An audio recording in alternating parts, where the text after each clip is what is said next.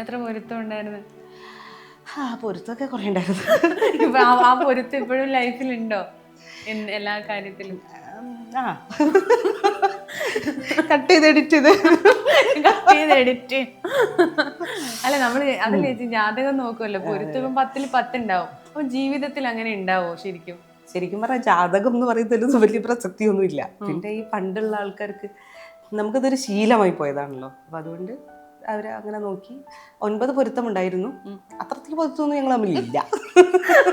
കേൾക്കുന്നുണ്ടാവും ശ്രീധേട്ടൻ. പൊരുത്തക്കേടുമില്ല, കുഴപ്പമില്ല, അങ്ങനെ പോകുന്നുണ്ട്. 2 മക്കളുണ്ട്. മൂത്തയാൾ 9ാം ക്ലാസ്സിലാണ്, ദക്ഷ എന്നാണ് പേര്. കുഞ്ഞത് 5ാം ക്ലാസ്സിലാണ്, രുദ്ര എന്നാണ് പേര്. 2 പേരും കോഴിക്കോട് സെന്റ് വിൻസെന്റ് എന്ന് പറഞ്ഞ സ്കൂളിൽ പഠിക്കുന്നു. ഈ പൊരുത്തത്തിന്റെ പറഞ്ഞല്ലോ, അഡ്ജസ്റ്റ്മെന്റ് അക്സെപ്റ്റൻസ് രണ്ടും എല്ലാരും പറയാം. അഡ്ജസ്റ്റ്മെന്റിൽ അക്സെപ്റ്റൻസ് ആണ് ലൈഫ്. ശരിക്കും അങ്ങനെയല്ലേ ദാമ്പത്യ ജീവിതം? സ്വാഭാവികമായിട്ട് കുറച്ച് കാര്യങ്ങളൊക്കെ നമ്മൾ എന്തായാലും അഡ്ജസ്റ്റ് ചെയ്യേണ്ടി വരും.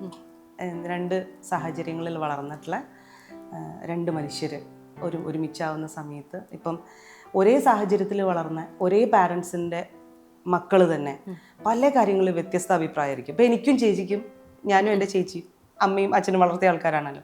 ശരിക്കും ഞങ്ങൾക്ക് അങ്ങനെയാണെങ്കിൽ ഒരേ സ്വഭാവം ഉണ്ടാവണ്ടേ? ഞങ്ങൾ 2 പേരും ഭയങ്കര വ്യത്യസ്ത വ്യക്തികളാണ്. അപ്പം അതേപോലെ ഒരേ സാഹചര്യത്തിൽ വളർന്ന 2 ആളുകൾ തന്നെ ഇത്രയും വ്യത്യസ്തരാകുമ്പോൾ സ്വാഭാവികമായിട്ടും 2 സാഹചര്യങ്ങളിൽ വന്ന് ആൾക്കാർക്ക് എന്തായാലും വ്യത്യാസം ഉണ്ടാവും. അപ്പോൾ നമ്മൾ എന്തായാലും അഡ്ജസ്റ്റ് ചെയ്യേണ്ടി വരും. മനസ്സിലാക്കാൻ ശ്രമിക്കുക എന്നുള്ളതാണ് ഏറ്റവും വലിയ കാര്യം. അയാൾ എന്താണ്, അയാൾ എങ്ങനെയാണ് എന്നറിയാൻ ശ്രമിച്ചാൽ കുറേയൊക്കെ